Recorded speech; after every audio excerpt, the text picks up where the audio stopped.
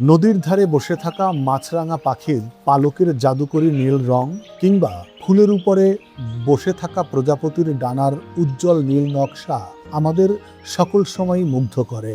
চারপাশের কীটপতঙ্গ ও পাখিদের জগতেও এই চমৎকার নীল রঙের ছড়াছড়ি দেখা যায়। কিন্তু আমাদের চারপাশের বড় বড় প্রাণী যেমন কুকুর, বিড়াল, গরু, ঘোড়া, বাঘ, সিংহ কিংবা বানর, এগুলো কি নীল রঙে দেখা যায়? কিংবা মাছরাঙার মতো উজ্জ্বল নীল রঙের পশমওয়ালা কোনো কুকুর বা বিড়াল কি দেখেছি আমরা? নিশ্চয়ই দেখিনি। কিন্তু এমনটা কেন হয়? কেন স্তন্যপায়ী প্রাণীদের দেহে এই নীল রঙের আভা থাকে না? প্রাণী জগতের রং মূলত দুটি উপায় তৈরি হয়। প্রথম উপায়টি হলো রঞ্জক পদার্থ বা পিগমেন্ট। আমাদের ত্বক, চুল, পশম বা পাখির পালকে এই পিগমেন্ট থাকে। এই পিগমেন্টের কারণেই নির্দিষ্ট রং তৈরি হয়। যেমন মেলানিন নামে একটি পিগমেন্টের কারণে কালো রং তৈরি হয়। আবার কারো শরীরে যদি এই পিগমেন্ট একেবারেই না থাকে তখন তাকে অ্যালবিনিজম বলে।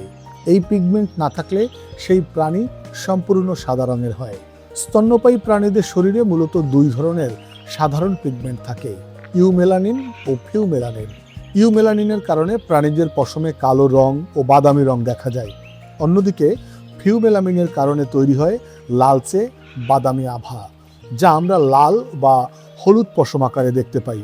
এই পিগমেন্টগুলোর নানা রকম মিশ্রণের কারণে স্তন্যপায়ী প্রাণীদের শরীরে বিভিন্ন শেড, ডোরাকাটা দাগ বা রঙের বৈচিত্র্য তৈরি হয় এবং বয়স বাড়ার সঙ্গে সঙ্গে এই রঙও বদলাতে থাকে। কিন্তু খেয়াল করলে দেখা যায় এই পিগমেন্টগুলোর তালিকায় কোনো নীল পিগমেন্ট নেই। রং তৈরির দ্বিতীয় উপায়টি হলো কাঠামোগত রং।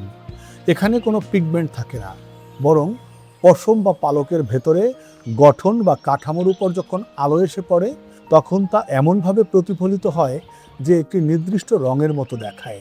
প্রজাপতির মতো কীটপতঙ্গ বা ফ্লামিঙ্গোদের মতো পাখিদের ক্ষেত্রে এই কাঠামোগত রঙের ব্যবহার খুব বেশি দেখা যায়।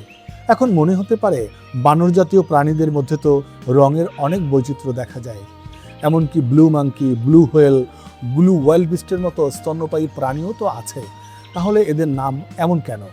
আসলে এদের গায়ের রং সত্যিকারের নীল রং নয়। এদের শরীরের রং মূলত স্লেট পাথরের মতো ধূসর। এই রঙের কারণে নির্দিষ্ট কোনো পরিবেশে প্রাণীকে দূর থেকে দেখলে কিছুটা নীলাভ মনে হতে পারে।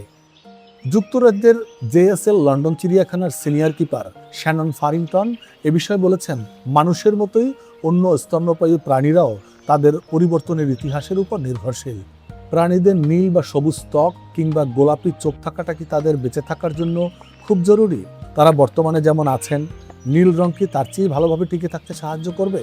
আসলে হাজার হাজার বছরের পরিবর্তনের মধ্যে দিয়ে প্রাণীরা ঠিক কতটুকু পেয়েছে যতটুকু তাদের প্রকৃতির বুকে টিকে থাকার জন্য প্রয়োজন।